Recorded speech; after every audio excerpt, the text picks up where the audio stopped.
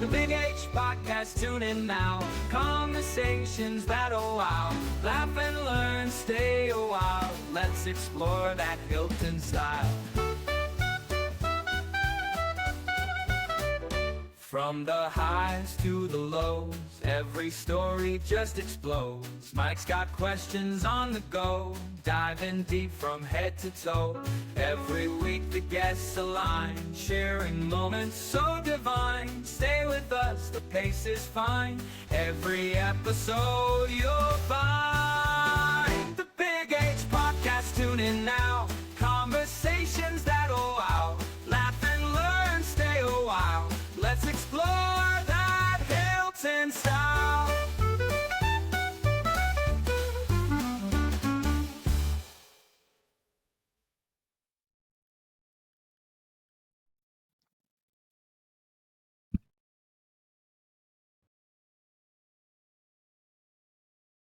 Seb Burritt, neighborly Seb Burritt. Great to have you here.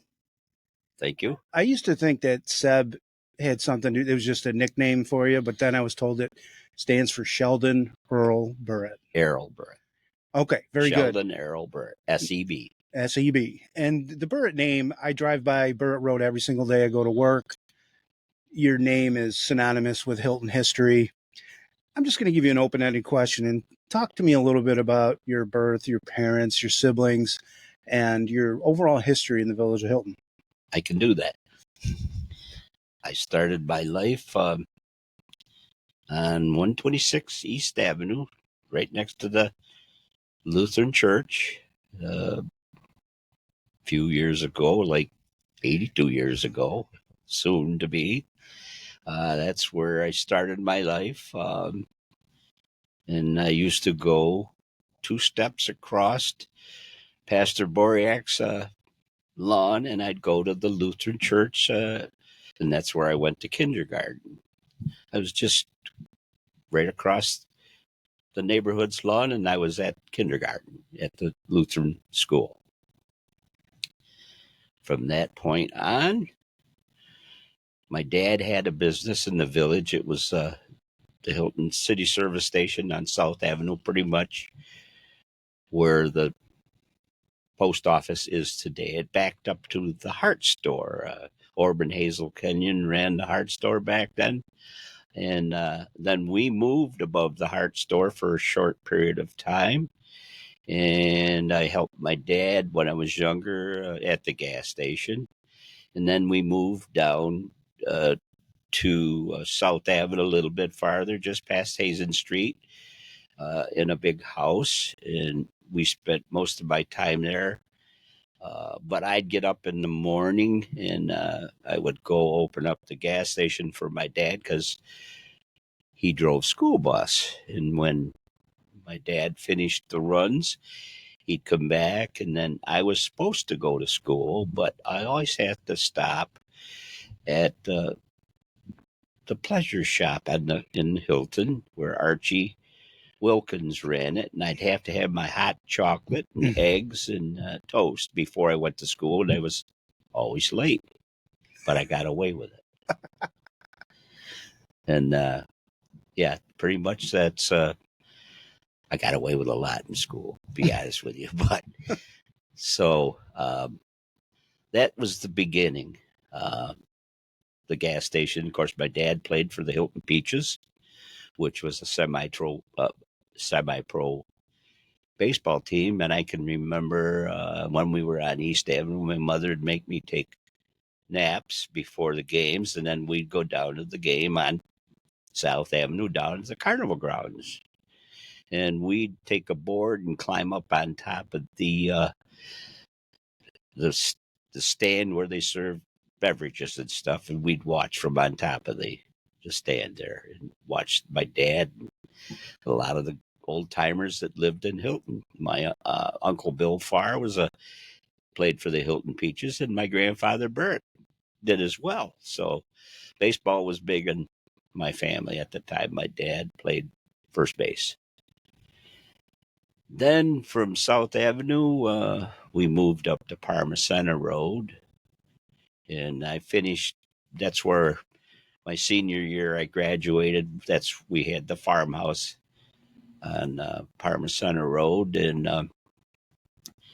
I drive the tractor to school because I couldn't get a license at that point yet. So I thought I was pretty hot stuff driving to school on an old tractor.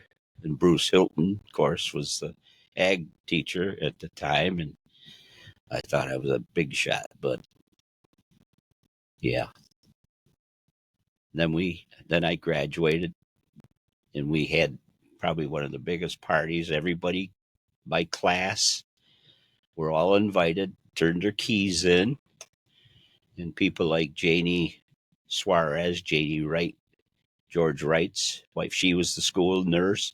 A lot of the teachers pitched in and came to help my mother make breakfast and everything for us. And my class just had a good time all night. It was all safe, and yep. And then I started working in the city for Rochester Graphic Arts, and I just bought a 1964 Chevy, which was a pretty nice car. And I used to park it in the first barn.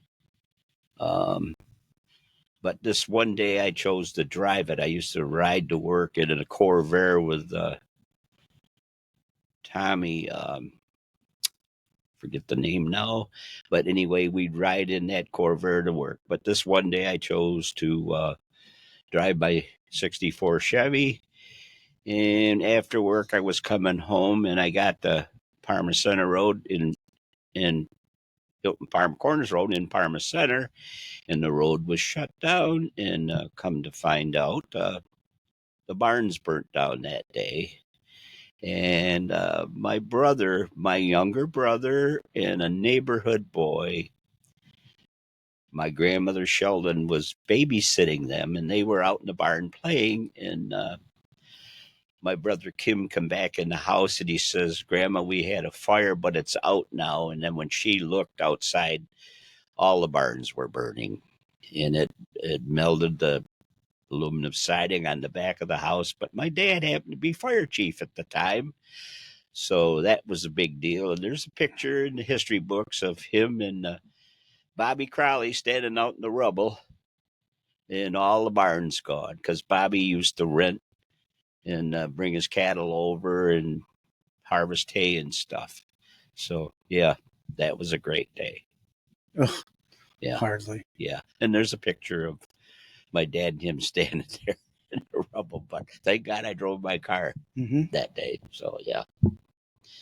And from that point on, I worked for my dad. I tried to enlist in the Navy to follow in my brother Steve's footsteps, but I got turned down. And then I got drafted, and I rode to Buffalo from Rochester. We all met in Rochester, rode to Buffalo, and I was the only one sent home. I couldn't pass the physical because of asthma and both my knees from injuries in soccer. So after a short period, my dad got sick, and he ran the Atlantic gas station over on West Avenue and Main Street and Lake Avenue. That's where Hank Carter and Morris Van Dorn worked there. But my dad took it over, and it was called Atlantic Richfield. It was called Arco. And my dad ended up getting sick, so I had to take over the business. And my dad was laid up for about 2 years, and I helped my mother and my 3 younger siblings, my sister Christine, my brother Kim, and my brother Craig. And for 2 years, I was pretty successful at it. I did a lot of different things than what my dad would do, but we had probably 75% of the business in the Hilton area back at the time. And we had people like Gary Tabor.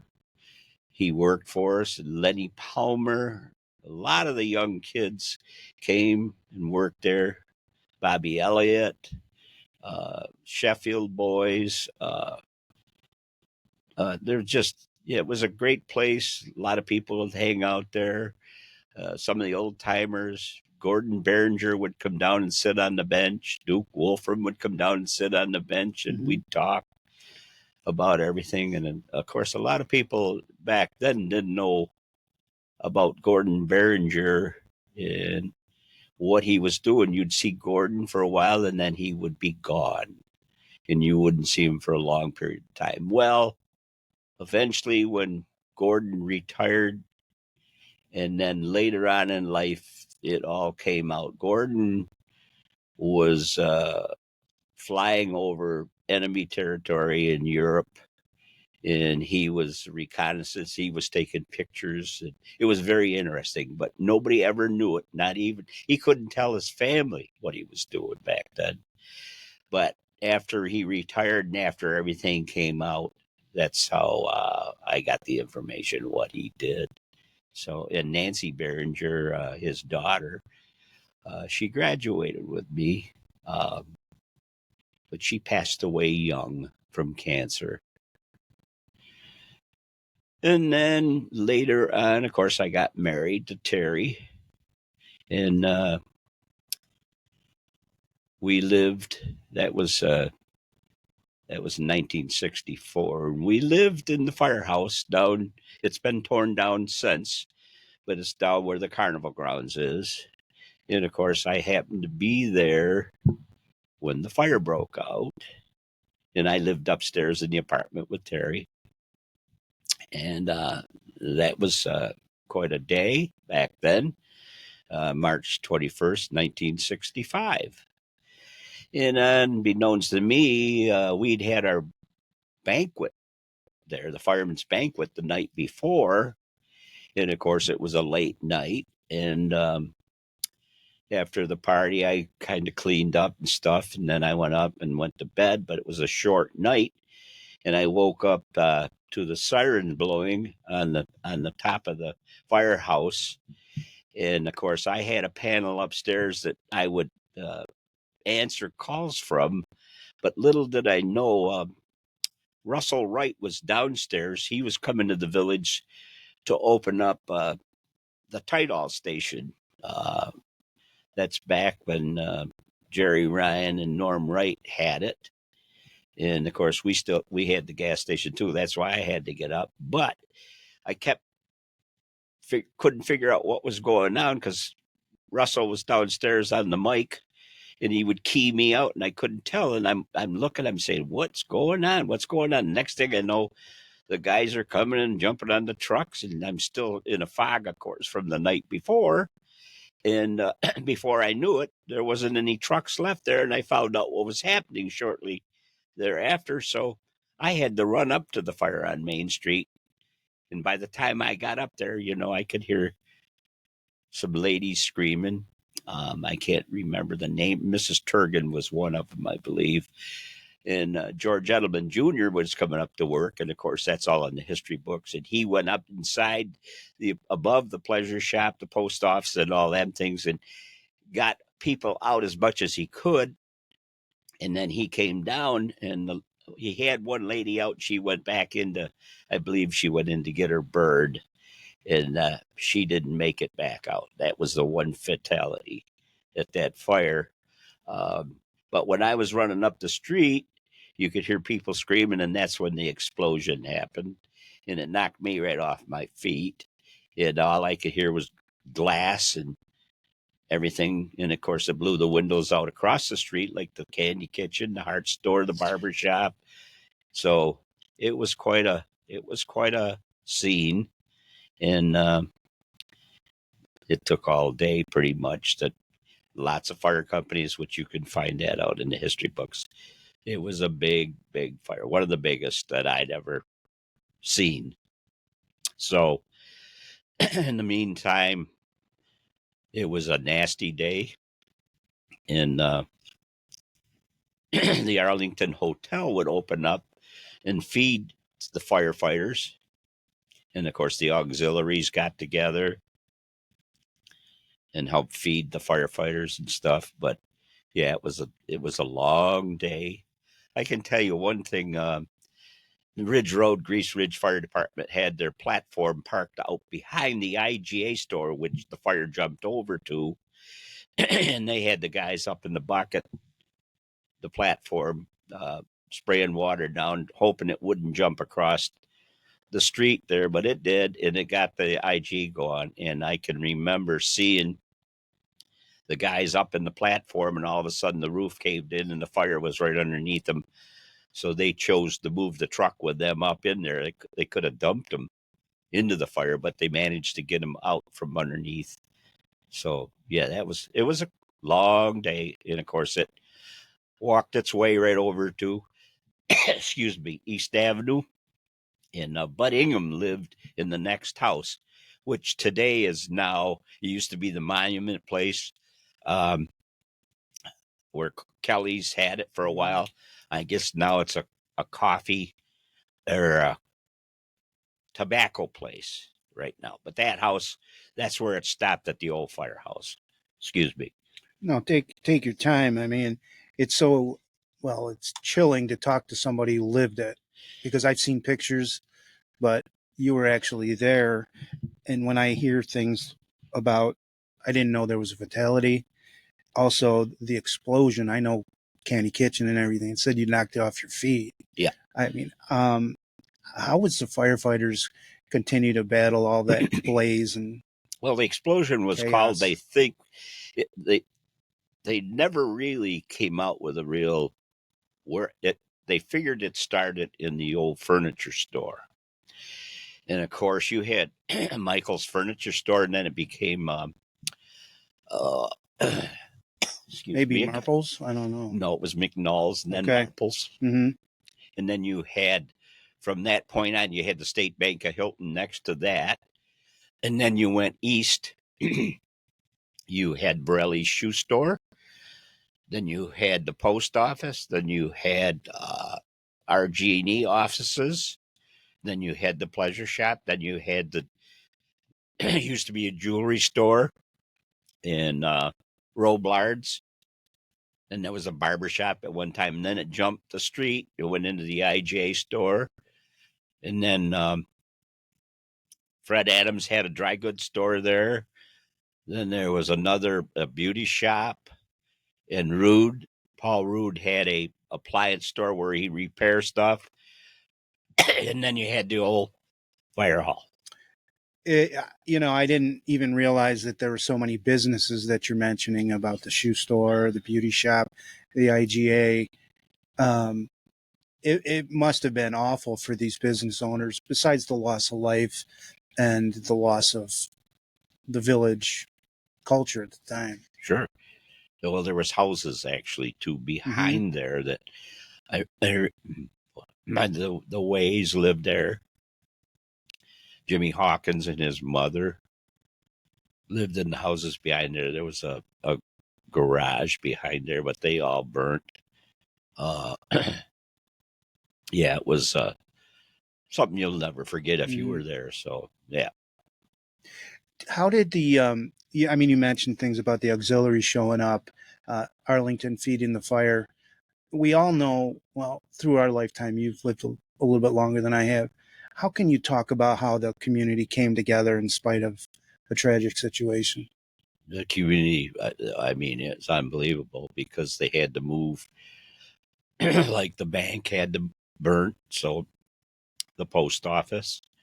But the community came together tremendously. I mean, like I say, the Edelmans at the time owned the old Arlington. And just you couldn't believe what the people did. Mm-hmm. And the firefighters, of course, they were sleeping on top of the trucks in the firehouse and everything. But yeah, the community came together, made the community stronger. Was your dad fire chief at the time? No, Bill Howie. Bill Howie? Yeah. Some of these names that you're throwing out, like Gary Tabor, I live down the street from him. Bobby Elliott, the Sheffield Boys.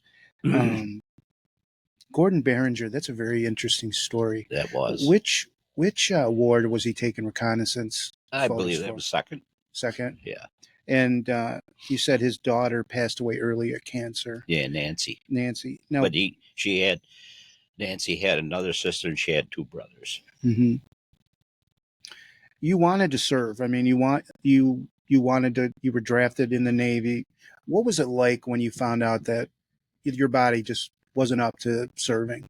I was just, everybody else was, they were leaving. That was the early part of Vietnam. Mm-hmm. And I just wanted to follow in my brother Steve's footsteps and try to get in the Navy. And of course, they turned me down. Then I got drafted, and I got turned down again. Then it all turned out for a cause because my dad got sick, and I had to run the business. Mm-hmm. So, yep. And it was, I'm going to say interesting, but I wanted to ask you a question about that. The business that your dad was running, that you ended up running for, I think, a couple of years, it was the Atlantic Station? Yeah. Okay. But it's the old, it used to be, it's where 7-Eleven is today. Okay. Okay. And what type of business did they do? I mean, gasoline. We had 3 bays, mechanic. We did everything there. Mm-hmm. Tires, you name it. Mm-hmm. And like I say, Gary Tabor, his father. There was 5 grocery stores in the village of Hilton. Now there's like 10 pizza places. Yeah. But Gary Tabor's father, Harold Tabor, ran the IGA store before Al Warden come to town. And then Gary had to move to Lockport, and his father ran a home up there. And Gary finished school there, but every weekend he'd come back to work at the gas station. And then when he graduated, he came and lived with us and worked with us. And then he went in the Army, but he always was around. Gary was always there. Lenny Palmer was unbelievable mechanic. And no, we had a lot of good people working for us. It was good business. And you also said that you learned some things and you did things differently than maybe your dad would have. What did you mean by that? Well, I built the business up a little more by getting it more into the tire business, taking on more stuff. Mm-hmm. But we had a good business going. But the problem there was when my father came back, he says, "You want to take it over?" And I says, "Nope," because we didn't really own the building. We were taking care of the Clock family. Mm-hmm. They were the ones, John Clock, they owned the property, along with property in Churchville, where there's a gas station there.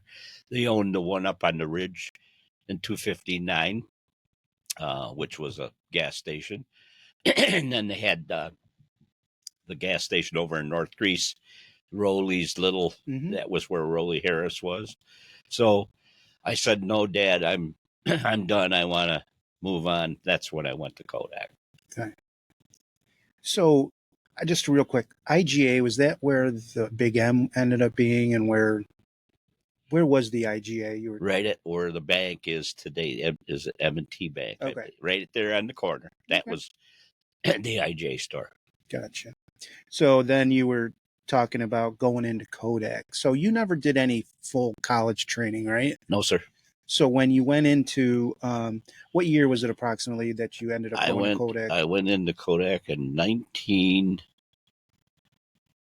I had 30 years in there. So, oh boy. It's okay. But what was your job or jobs that you ended up doing? They hired me to come in and work at the bus. Kodak had their own transportation, but unbeknownst to me, it was set up where they just walked me down to the firehouse, and I went in as a firefighter. Okay. Never worked on a bus the whole time. They had it all set up because my brother Steve was a firefighter at Kodak. And back in the day, we were the world's largest industrial fire department. There was 120 firefighters, 3 fire stations within Kodak Park. Wow. Yeah. No, that's back when you had 60 to 70,000 employees 24/7. This is just Kodak Park, not Elm Grove. And so, yeah, we had a lot of training with the city And we responded to the airport because we had more foam capacity than the actual airport did. So anytime a plane was coming in, we'd get toned out to respond there along with gates in the city to respond to the airport. We taught a lot of hazmat stuff because Kodak, the chemical division, there was a lot of things going on at Kodak back then. And I got to see it firsthand. Towards the end of my career, I became a fire inspector. And there wasn't a building in the Rochester area that Kodak owned. I was in a mall. I traveled.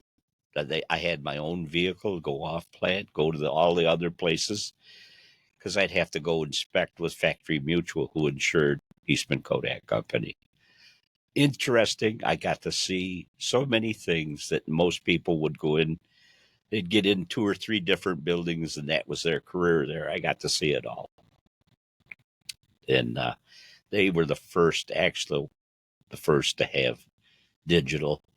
But a certain president and CEO decided, no, we're going to stick with film. So they blew that. They blew a lot of things. So, Right. And I saw it firsthand. But who was I? Just a little firefighter. So when you say see it firsthand, you saw maybe the degradation of the company when it went through, and I got to see more different things that Kodak did. yeah, Right from DPI, where they made vitamins and food stuff that, excuse me, like I say, vitamins, but DPI made a lot of other food processing stuff. I saw, I saw that. The chemical division was 301, 234, 325. We actually had an explosion. That's a whole other story. Building 304 blew up. That was right on Mount Reed Boulevard. And believe it or not, we just come on duty. We responded there. And there was a gentleman that in building 304, a reaction had started. He ran out, and then he said, I got to go back in, as he's telling himself. He was going to try to stop the explosion from happening. There was a reaction in a vessel, but it didn't work. He got in there, and it blew up when he was in there. Years later, we saved the man. And I won't get into some of the stuff. He was burnt, and there was a lot of other issues, but we packaged him and got him, sent him to where Park Ridge is, and then they transferred him to Strong eventually. Just so happens about 5 years ago at my church, the Hilton Baptist Church, I'd been talking to a gentleman in there for 2 years, not knowing who I was talking to. And then one day, Pastor Dan asked this gentleman to get up and talk about his life and what happened. And all of a sudden, I see on the screen, and he's up there standing. Now, this is the gentleman that I'd been talking to, Greg Weller. And I just about went crazy. That's the gentleman that we pulled out of 304. And here I'd been talking to him. I immediately stood up and got involved in the conversation. I couldn't believe what I was seeing. Quite a guy. He's got jokes like you wouldn't believe. Yes, he's burnt, scarred, but he's got a sense of humor. He's got a daughter. He got divorced after that because he was depressed and got into doing things, but he's back, and he's funny. He's a good man, and his daughter lives with him here in Hilton now. But here I'd been talking to him for 2 years. Never knew it. and you saved him. Well, You had a hand in it. yes. Bill Blood, one of the brothers. Yep. We got him out. And he's here to talk about it. So, yeah. So with Kodak, you did a 30-year Yes. job with them. And then I was wondering. But now, when I got out, I immediately started working for the Village of Hilton. Sorry, That's the connection to the Village of Hilton. Yeah. and I'm still employed with the village of Hilton to this day. Tell the audience what you do. Well, I started out there in the year 2000. I did all the mowing. Every once in a while, I'd get involved in riding the back of the garbage truck. And as time went on, I was driving the loaders. I was helping them with the concrete work. Mainly, my job was mowing, and that keeps you busy. Excuse me again. And then in the wintertime, it started out as part-time with the village. In the wintertime, I'd cross the street, go over to the town of Parma, work the night shift for the town of Parma and call the guys in, plow the roads, and I'd go out and plow the roads with them. First, we were wingmen. Then towards the end, they dropped all the wingmen, and there was just one guy. But I got to work for the town of Parma Highway Department. I left there about 3-4 years ago. And now I'm working at Bob Johnson Chevrolet delivering parts. But I still work for the village, just take care of the Jenny John Lodge to this day. So, been interesting. Mm-hmm. I can't slow down. I got to keep busy. No, keeps you young at heart, right? I mean, you've run across so many different people through your position at, running a business in the village, and then Kodak, and then going back to the village of Hilton, town of Parma. Tell me a little bit about your siblings, because before we came on air, I know the names and stuff, but tell our audience about where you rank in the order of the five. Well, my brother Stephen, he went in the Navy, and then when he came out, he met a lady over in Scotland, Isabel Shepherd, and they got married and had a daughter, Heather. And then they ended up having a son, Ian. And they all lived in here. Steve worked at the gas station for a little bit. Then he went to Kodak, and he was a firefighter there, and he retired from there. And he worked down to Napa for a while, delivering parts. He putzed around, did a little this, a little of that. And then he just kind of semi-retired from that. His health went down, and so was Isabel's. Then myself, we just heard about me, and then I had a sister, Chris, my sister, Christine. She went to college down in Corning. Then she married Jim Scanlon, and they lived in the city. They lived in Arundecoit. Then they moved to North Carolina. Then Jim ended up getting a disease, and he passed away. But she had 4 kids, Toby, Jordan, Taylor, and Courtney. They all lived down there. Jordan is in the military. He's way up there in rank for the Army. He's traveled throughout the country. But my sister, Chris, she lives to this day down in Wilmington, North Carolina, and she remarried Alan. And then I have my brother Kim. He was a carpenter for a while. Then he ended up at Kodak, and then Kodak sold a portion there, and he was working for Johnson and Johnson. And Kim lives in the Hilton. He had 2 daughters, and he worked for Johnson and Johnson. He retired. He was driving cars around here lately too, but he had 2 daughters. Boy, here I go. You're pretty good remembering all these names. Yeah, I know, but the kids now. It'll come back. It'll come back someday. But anyway, yeah, they're 2 beautiful daughters too, and he's got some grandkids. And he married Margaret, and they live on Hillside Drive. Then my brother Craig, where does it end with him? He worked at Kodak. Then he became a sheriff.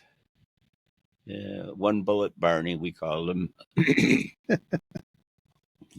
And he had a career with the Monroe County Sheriff's Office. He's done a lot of other things since he retired. He worked security for the school. He has property up in the Adirondacks, several places that he's sold off. And I get into the names of his kids because he's got two boys. They were both Marines, and now they're both law enforcement. And then he's got a son-in-law that's a sheriff. So that's three law enforcement people right there. And the two girls, the twins, are married, and he's past me now in grandchildren. I've got 11, he's got 12. So whatever, Tell me a little bit about your children. My children, I am blessed. I am blessed with the family that I have. My daughter Marcy has given me Bailey, Ellie, and Simon. Bailey lives in California. She's my oldest grandchild. Then Ellie, then Simon. And Ellie and Simon just got married last year. Then, let's see, my daughter Shelley, who lives in Newtown, Connecticut, Sandy Hook. I'm sure you all heard about Sandy Hook. She has 5 boys. Harry, Sammy, Charlie, George, and Peter. Harry just got married last year, and he's in the Marine Corps, and he's down on the border as we speak. And his wife, Gabriella, she just got her wings. She's in the Navy Air Force. She's got her plane that she wanted to be in. So she's in Florida, and he's down on the border in San Diego, Mexico. So, but like I say, I'm so blessed with my kids, now my grandkids. Then I've got Sarah, who teaches in Webster. And I have a granddaughter, Harper Jane Lee. And Harper Jane Lee is getting to be taller. And her father, of course, is Mike Lee, the mayor's son. And so, yeah. And then I go to my son, Kevin, who now has 2 children. We have Laney and Cohen. And his wife's name is Leah. And they live over on English Road in Greece. But Kevin works for the village of Hilton. So, yeah. And like I say, I'm blessed. I am blessed with what I have. What was it like going? Well, first I'll go as a father. Like, what was it like raising? You had 2 older kids, and then you ended up taking 2 other kids, and so you're a little bit older raising Kevin and Sarah. What was that difference like? Well, my first marriage, of course, was with Terry, and she gave me Marcy and Shelley. And Terry was a good mom. Yes, we had some issues, and we split. And then I met Kathy, and we had Sarah and Kevin. But in the end, Terry was always part of the family. And as far as being older, I can remember when I started, when Sarah was born, and I was working trick work, and Kathy worked at Kodak, and she was working trick work. I'd get out of the car in the morning from the C trick. She'd jump in the car, and I had 2 kids to take care of for the day. And that's back when night shift was 7 nights in a row. And the minute she'd get home, I'd eat and go lay down and get up at 11 and go back into work. That's how it worked. B trick, we'd drop sometimes over at my parents' place or her parents' place in Greece when we were both working, and we'd pick them up, bring them home. So yeah, it was a challenge, but I don't regret any of it, none whatsoever. So yeah, it was a challenge, but I made it. Well, I had Marcy on a podcast a while back, and she also echoed about Terry being very much involved in the new family, and she always was so appreciative of that. So that's great to hear. What's it like having these grandkids that? Because I know Simon's athletic accomplishments and others. You got um, kids in the armed forces with the. I mean, what it's got to give you a sense of pride. Oh, no question about it. Simon, when it came to soccer, of course, his dad's Bill, his father's the coach at RAT soccer. But Simon, he set a lot of records here in Hilton. He took a year off and went and traveled around the country. But Simon, and now he coaches at St. John Fisher. And I guess last year he made a comment to his father, "We're going to beat you," and they did. So he beat his father's. I didn't know he coached at Fisher. Yeah. He's he's not the full-time coach, but right. So that's where he's at. And his wife, she teaches in Spencerport. But yeah, I'm as far as sports, and then Harry, of course, in the Marine Corps. He's the first of the grandkids to get involved in that. He went to Boston College, and that's where he met his wife now. But I stop and think what I sent my kids. Now, this is something that I pride myself on. Is my daughter Marcy first went to Casanova. That was a 2-year school back then. It was just strictly girls. Then she came and finished up at Brockport State. Next came Shelley. I sent her to Purdue. Yeah. But she did me a huge favor because after the first year, she stayed in Indiana and worked for Indiana Bell. So therefore, that made it, because Purdue's a state school. So the cost changed quite a bit there. Then Sarah, she went to Oswego, and then she got her master's at St. John Fisher. Kevin, on the other hand, he went to MCC, and then he's moved on from there. But my grandkids, I've had them go to Syracuse University, Colgate, then another Syracuse, Purdue, Boston College, Providence. Now I heard that George is looking at Connecticut. So, man, here I graduated from Hilton. But that's another thing. Where'd that come from? My kids. Right. I'm proud. I am proud. Again, blessed with what I have. Yep. And Marcy works at the high school as an administrative assistant in the athletic department, and I run across her a lot. Right. I believe she was SRP of the year last year. She's highly beloved there. She's awesome to work with. My wife, Kathy, actually did the payroll for the school district. That's true. Yeah. That's true. She retired, I don't know, 5-6 years ago, probably. Yeah. But a lot of contributions to the village of Hilton from your family.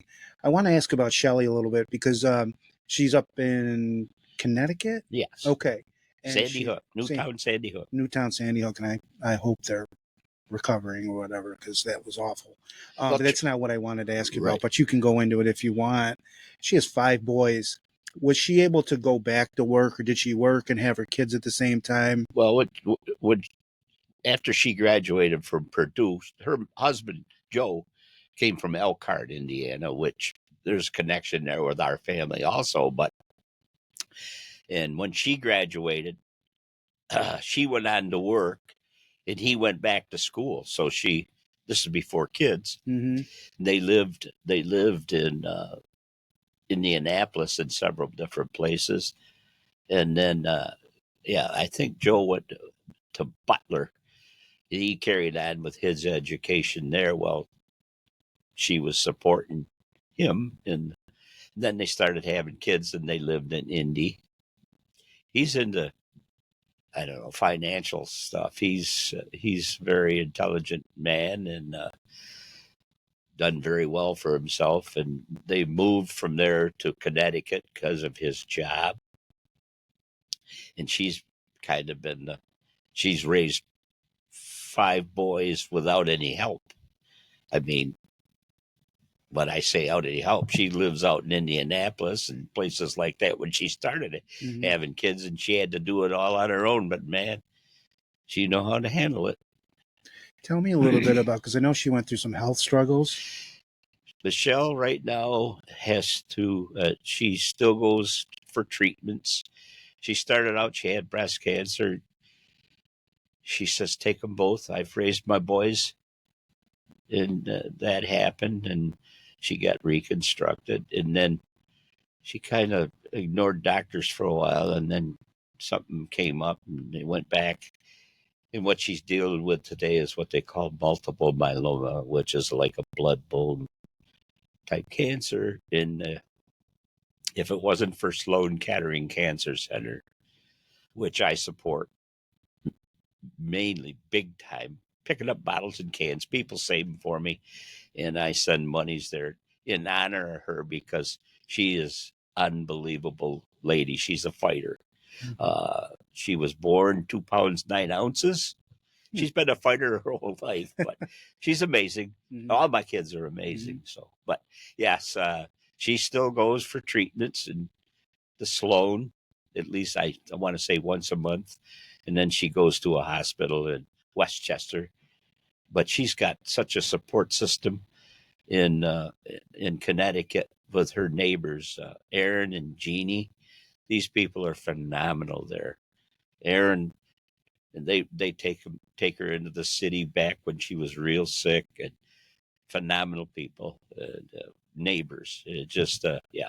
But if you look at Shelley today, you'd never think anything was wrong with her. Yep.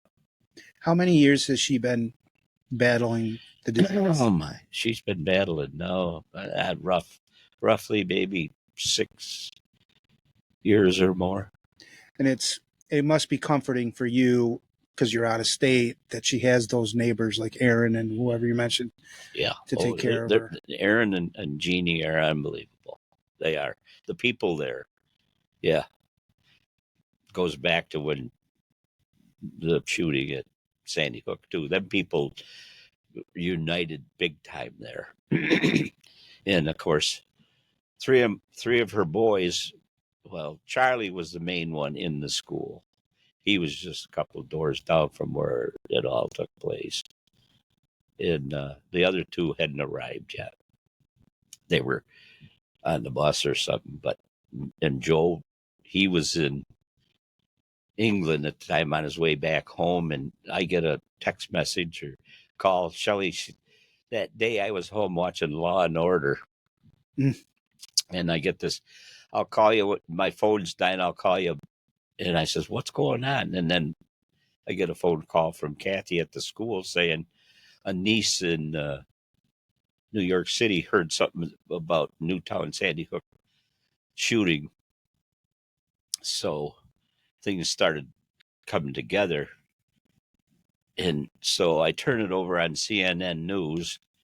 And the first thing I see is Charlie being let out of the school. And I still didn't know what really was going on, but I found out later. That was the 14th of December. And we were going there for Christmas. And I text Shelley and I says, do you want me to come there? And she didn't respond right away. And then she says, no, you'll be coming here in Christmas. Don't worry, we're okay.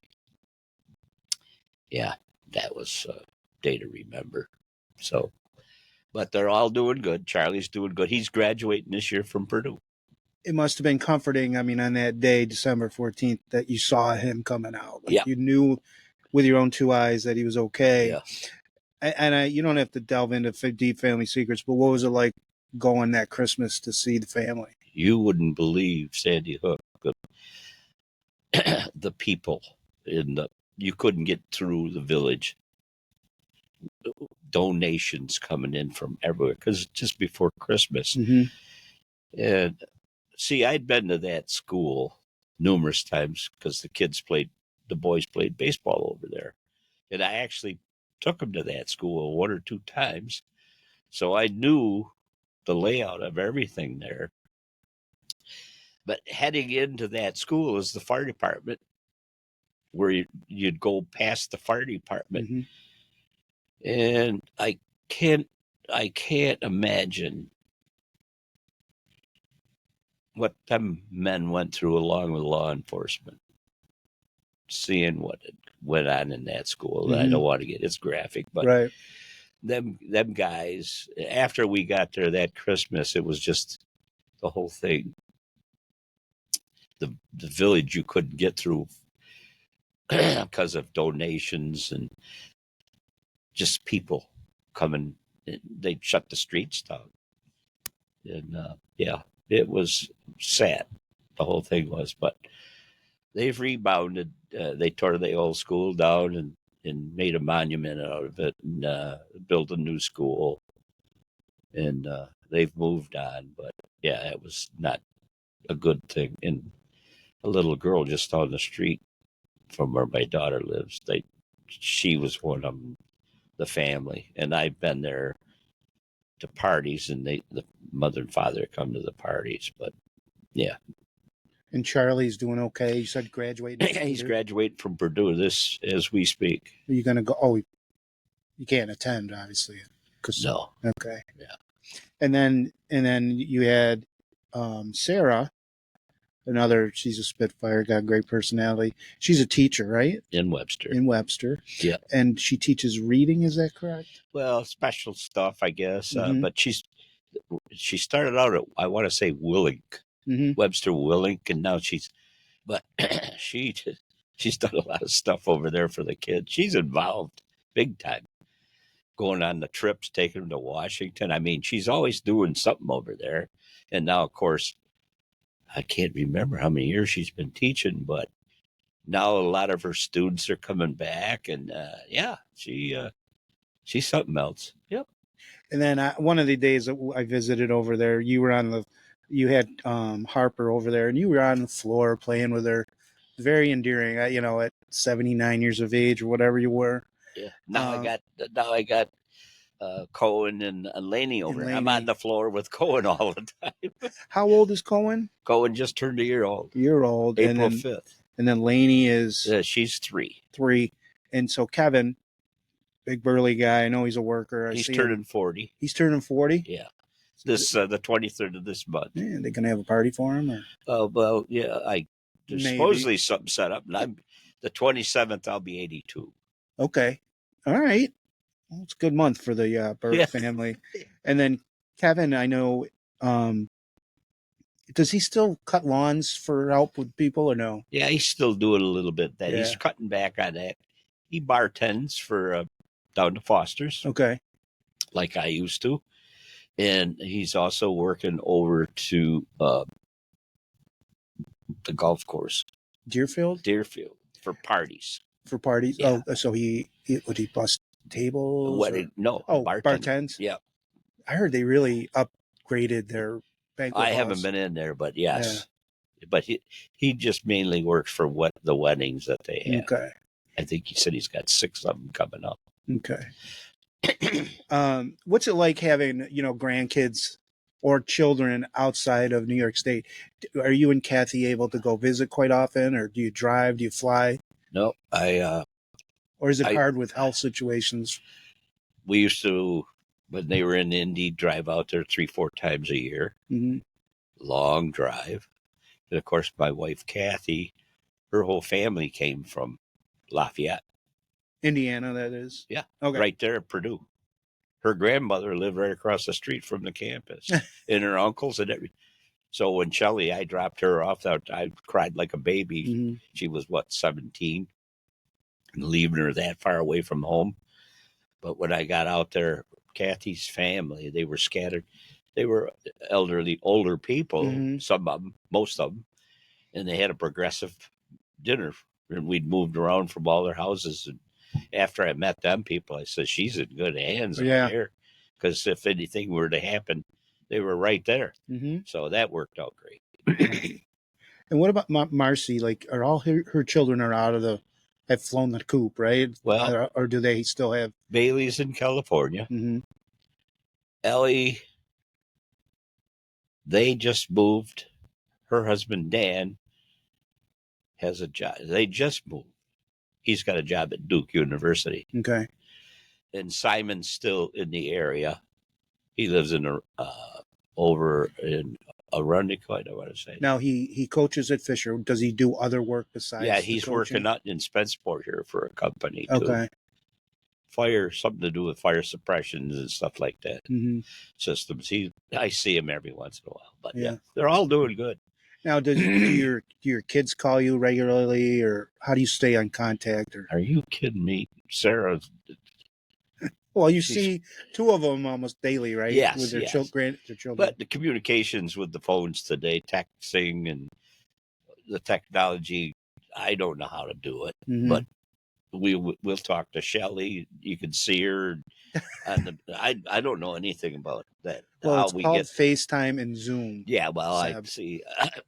Once I left Kodak, computers were the last things I wanted to deal with. You're still probably using the digital camera or the Polaroid, right? Yeah. Oh man, The brownie camera. yeah. Because when I was teaching fifth grade, we would always make a trip to the George Eastman House, and Yeah. it was a fabulous tour and the technology throughout the years. I got to inspect the George Eastman House. No kidding. Was it always up to code? I got to see the behind the scenes. It's things that you'd never believe. Mm-hmm. Yep. Unbelievable. Well, shoot me one. I looked right down where George used to sit down there. Yeah. The house is really amazing. I mean, Yeah. I think he had fresh flowers every day. Yeah. Tons of servants. The big, was it the elephant in that one room? Yeah. If you haven't seen it, I highly recommend people go and visit the George Eastman House. What was it like being a fire inspector? And you said you visited pretty much everything around in the Rochester area. What was it like working with the people, I guess? That's what I'm asking. You just hit it right on the nut right there. I got to meet so many people. And there's not many people called Seb. No. But everybody knew me. But Right. I'd say, hey, how are you doing? Because I couldn't remember names. But it's been one heck of a career. The people that I've met and worked with, you couldn't ask for anything better. Mm-hmm. The talent. But going into other buildings, and I'd run into people from Hilton. Everywhere I went, and it's, people running the business. People. That's been my life. Mhm. People. And it's was phenomenal. But I like it. And now at Bob Johnson's, I meet people everywhere, and people know me, and I know them. I might not remember their names, but that's been a big plus in my life, is people around me, working with them, running the businesses, and working at Kodak. And no, that's been a big plus for me. People, all been. Did you ever sit on any, well, you were in the fire department in both the village and at Kodak, and did you ever run for government office in the village or have any desire to? No. I stay out of politics. Yeah.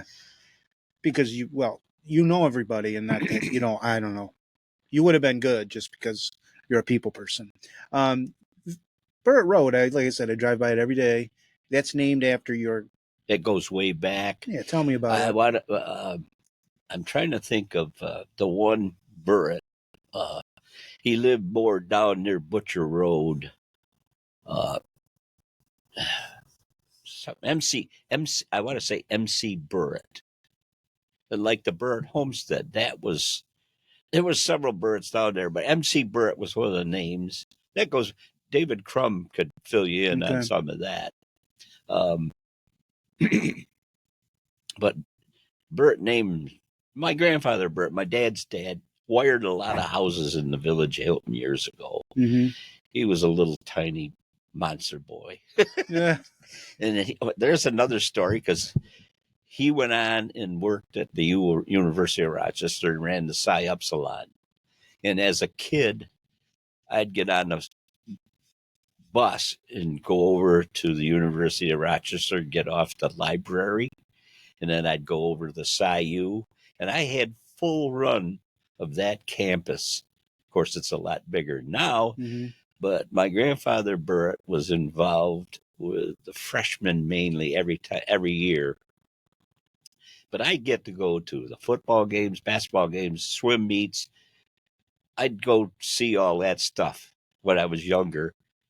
And my grandfather Burr, of course, he was a troublemaker at times. He'd get involved with these kids, and he'd be sitting up on before they built at Favre Stadium, he'd be up on the hill with all the freshmen. And he had a cannon, and he'd fire that off.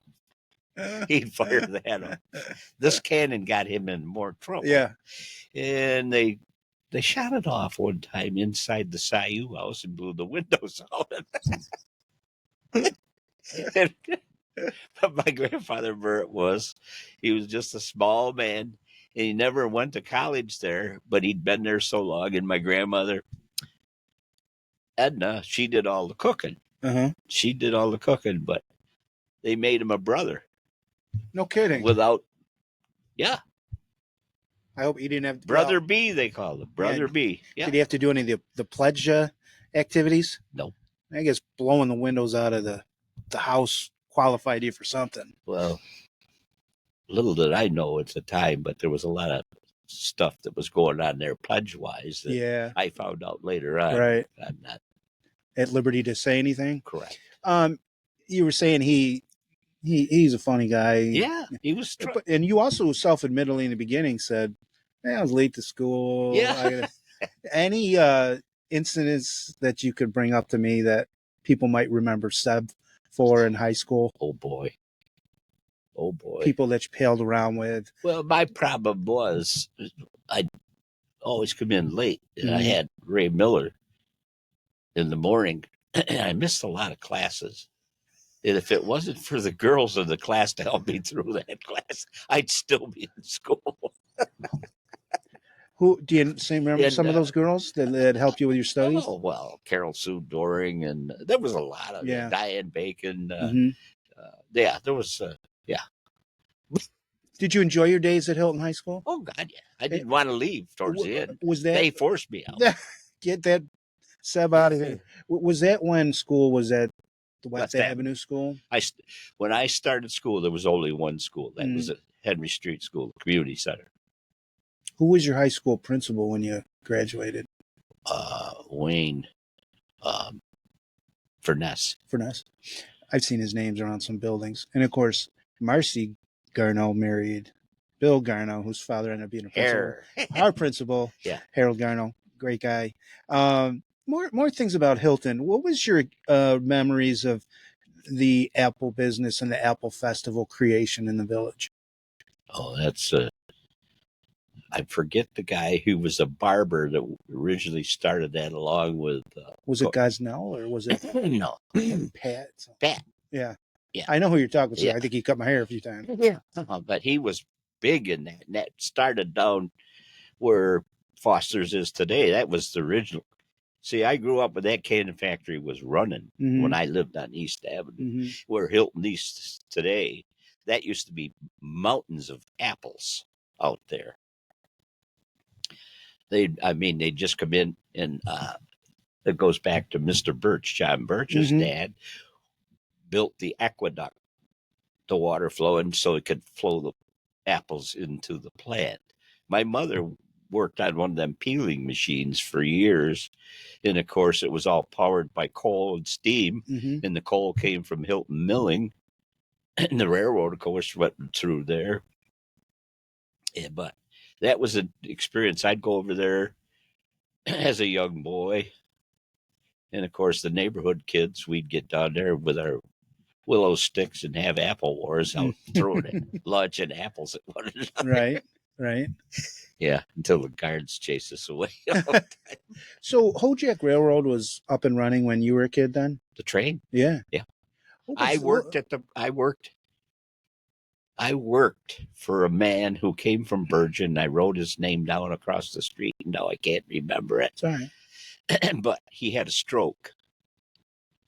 And I was there for the last of the trains traveling through.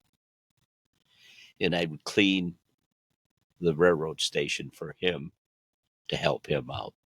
But he came from Bergen, and he asked my dad if I from the gas station could he come over and help me, and I got involved in that right at the end when everything was shutting down.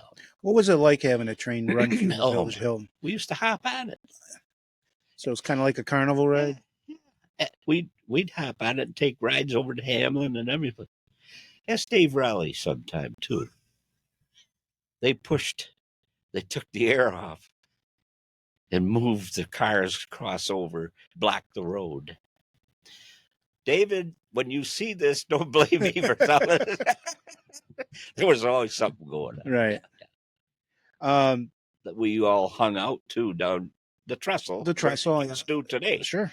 But that's where they were steam engines back then before the electric. So they'd get stopped there. There was a pump, and they'd pump the water up into the engines. And then, of course, at the Hilton Milling, there was 2 silos with coal. That's where they'd get their coal. Mm-hmm. Yeah, we had full run of the canning factory, the Hilton Milling. We had full run of all that stuff back when we were kids. How you're starting to hint at it, but how has Hilton evolved over your years? I mean, from being that where you were living, I go from fire to the boom. I go from the little village of Hilton was nothing but orchards and the apples, the plums, the prune, sweet cherries, sour cherries. It was fruit. And Luther, Jen and John on West Avenue, the Daisy Lee Farm, down back where the Jen and John Lodge is today. Luther raised cattle, but he also had fruit. And up on Overlook in the village and all them streets, that was all his orchards. We'd sit up there and eat sweet cherries until we got sick, looking down at the carnival ground at the time, because all them houses, that was all orchards. Yeah. Luther, Jen and John was quite a man. And every year when it came into season, when they were harvesting, he'd have a huge tent set up there right where the school is today. Quest, just before Quest. And yeah, sell fruits. And of course, the Burritt family is related somewhere along the line with the Colomer family. And the Colomers, of course, pretty much put Hilton on the map. And it was with what? What business did they run? apples. Okay, Fruit. apples. And obviously Colomer Road is named after that. And it was all, and all them houses along pretty much were all Colomers. But there's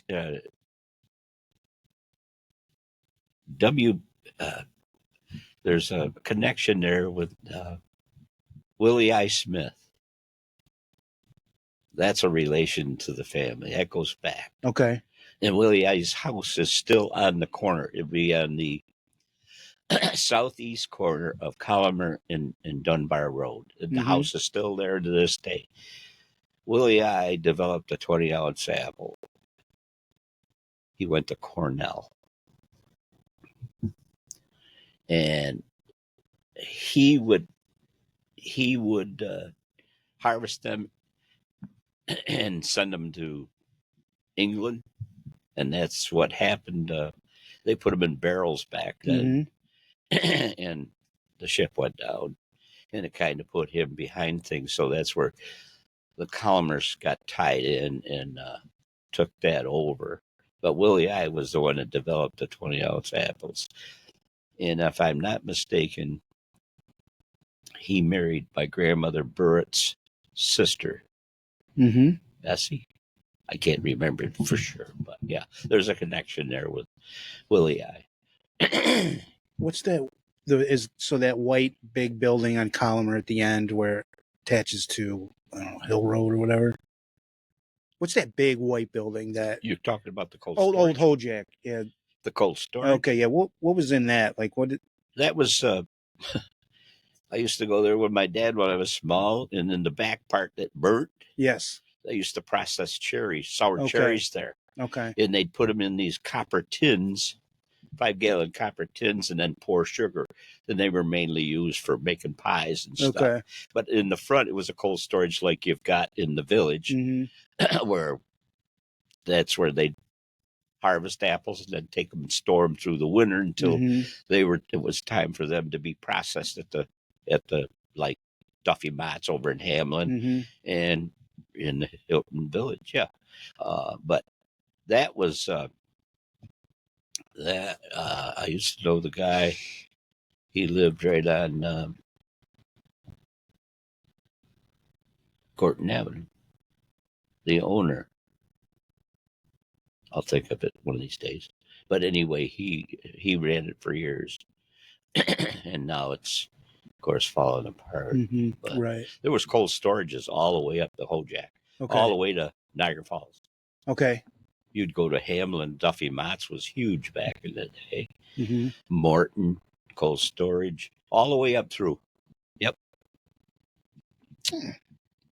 What makes Hilton a special place? I've never known anything other than Hilton. It's where I grew up, where I've lived my whole life. It's just been a good place to live. For me, it has been. I never had any interest of going any place else. Business-wise, we ran the business. Just been here my whole life. And it's been a great, great life here.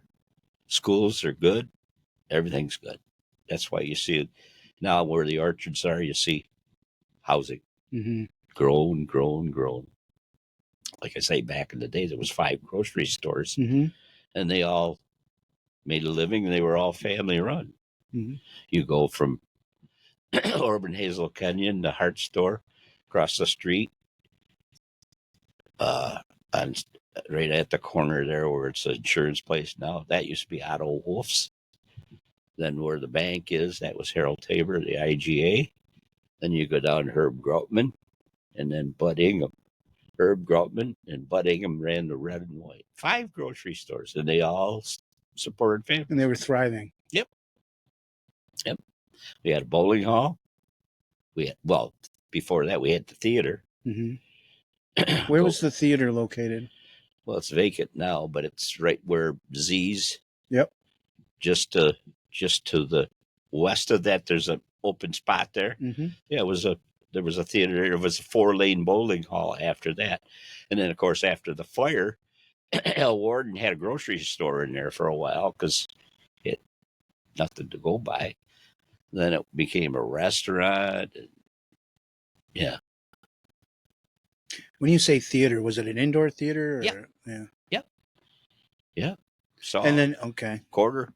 You go see a theater on Friday, 25 cents. Ray and Lorraine Elgire ran it. And then he ended up driving school bus towards the end there. And then when it changed over to the bowling hall, he drove school bus and stuff. But yeah, they lived right down on North Avenue. Well, Seb, you've lived a blessed life. You've said things like talking about Terry and then Kathy, she gave me, and you talk about your daughters. It's very endearing to hear things. Do you have any things on a bucket list, any things that you want to accomplish? You know what I mean? Or just you want to keep living as long and happy and healthy as that you can? Yeah, I need to keep busy. And like I say, the family's keeping me going now. And it's all good. It's all good. Yep. Well, you've been a tremendous neighbor to my wife and my family, keeping an eye on the house when we're out of town, harassing my daughter when she's missing her 3-pointers in the driveway. Well, it still upsets me to this day because I'm really her coach. And all I read about in the paper is about her. She never once mentions my name. And then there's this other neighbor that chases me with a broom. That would be you, Yeah. because You get awful flirtatious with my wife, Carla. Any more final thoughts you got for us? nope, it's been a pleasure doing this. It has been, and you've mentioned so many names that I'm aware of, and names of village streets. I might have you back again, Yeah. some other time. I got so much stored up in here. You do, and I think this is a great start. Your podcast is called the Hilton Buzz with Burritt, and I just hope you keep buzzing for a long Thanks, time. Mike. And that's a metaphor, Yeah. and Yeah. literally. Yep. All right. Thanks a lot Thank for you. joining me. Yep, thank you. Now, where do people see this? You send it up.